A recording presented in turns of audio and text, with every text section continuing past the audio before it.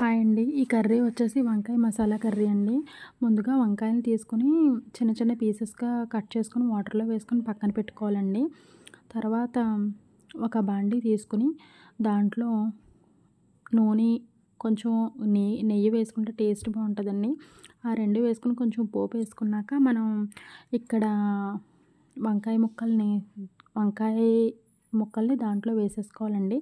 దానికి పట్టించిన మసాలా ఏంటంటే ఒక మిక్సర్ జార్ తీసుకొని 2 ఉల్లిపాయలు చిన్న చిన్న ముక్కలుగా కోసుకొని వేసుకోవాలండి. ఒక 4-5 పచ్చిమిర్చి, కొత్తిమీర, కరివేపాకు ఇయన్నీ మిక్సీలో బాగా మెత్తగా పేస్ట్‌లా చేసుకొని పక్కన పెట్టుకోవాలండి. మళ్ళీ మిక్సర్ జార్‌లో అల్లం, వెల్లుల్లి, ధనియాలు, జీలకర్ర, మసాలా సరుకులు, మసాలా దినుసులు ఉంటాయి కదండీ!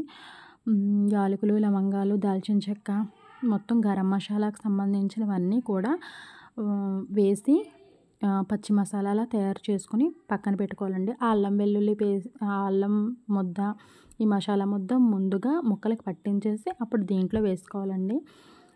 అసలు వాటర్ అనేది యూజ్ చేయకుండానే దీన్ని వండాలండి. టేస్ట్ అయితే సూపర్ ఉంటది. వేడి వేడి అన్నంలో ఈ కూర వేసుకొని తింటే టేస్ట్ అయితే చాలా బావుంటదండి.